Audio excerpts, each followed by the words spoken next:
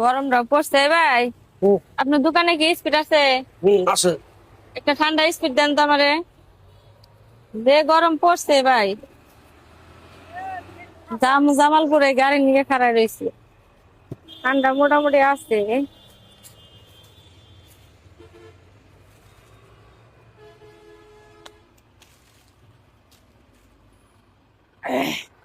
তারপর এনুকে যাইয়ার গাড়ি পা যাবো, জামালপুরে গাড়ি পা যাবো।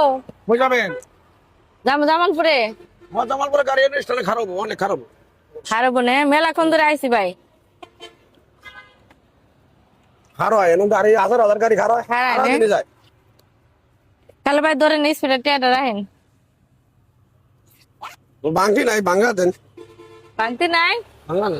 আল্লাহ, আমার কাছেও তো বাংতি নাই। হ্যাঁ আমার কাছে তো বাংতি নাই দেখে তো আমি আরো স্পিড নিলাম না। 500 টাকা নোট দিবেন এটা স্পিড খায় এটা আপনি আমার কাছে জিজ্ঞাসা করবেন না কে? আরে ভাই, তো আপনি দোকান করেন, দোকানদারে আপনার কাছে জিনিস এসে জিজ্ঞেস করেন। 500 টাকা নোট 30 টাকা খরচ করে আপনার 500 টাকা নোট ভাঙে দিব মানুষ। আজব তো, আপনি বাঙ্গাই দেন। তাহলে ভাঙাই নিয়ে আহেন জান ভাঙাই নিয়ে আহেন। রে আমি এনে নতুন জায়গা, আমার কেউ চিনে, কোনো দোকানদার কিছু না নিলে ভাঙতে দিব। আপনার কাছে জিনিস এসে আপনি দিতেছেন না। সকালবেলা তাহলে আপনি একটু বাঙ্গাই নিয়েন ভাই। আচ্ছা তাহলে আপনি থাকেন আমি টাকাটা ভাঙাই নিয়ে এনে আচ্ছা, থাকেন। আপনার তো পরিচিত আছে এই জায়গা, থাকেন জানেন। আপনি। সকালবেলা আইসুন বাবু কোন থেকে কি সব বাজার এই তো সুযোগ, আমি এই দোকানে ঢুকছি। 500 টাকা ভাঙি কেউ দাও নাই মামা। কাস্টমার, এই তো সুযোগ। রুবো আমার কাস্টমার সকালবেলা আইসা বেটা আর আগে তাড়াতাড়ি ভাই গেলাম, মেলা টেয়া বসে দিছি বেকার। এই কেক ফুটছে টেয়া নিয়ে আমরা।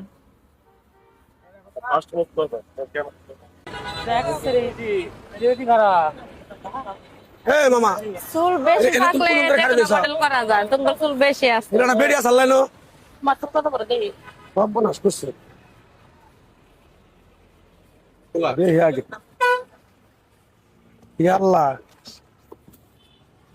কোথা গো আমার টেয়ার বান্ডিল ইয়াল্লাহ গো এই বেডি কর উদম করে খারাইছেন তুমি মিছা থাকো না মামা এটা বেডি দেখছিলা হায় আরে সব বলাস করছে রে আল্লাহ গো আমার বটে গো আল্লাহ গো ও বাবা ও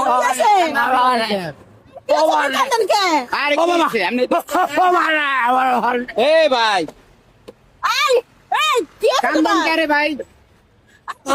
একটা বেডি আছে দনটাকে বলে খুলছি খুলে একটা স্পিড খাইয়া 500 টাকা নোট আমি গেলাম বাংটি নাই পরে বেডি গেলাম আমরা না খায়া জিজ্ঞেস করে না খায়া খাইলেন কে নাকি ওই বেডি খাইয়া 500 টাকা নোট আমি ভাঙাবার গেছি এর মধ্যে আমার 1,20,000 টাকা কালকে কিস্তি তুলছিলাম এইটা আর বান্ডিল আমার এনে আসলে সব 1,000 টাকা 500 টাকা নোট এনে নিয়ে গেছে করে না কিভাবে দিয়ে গেল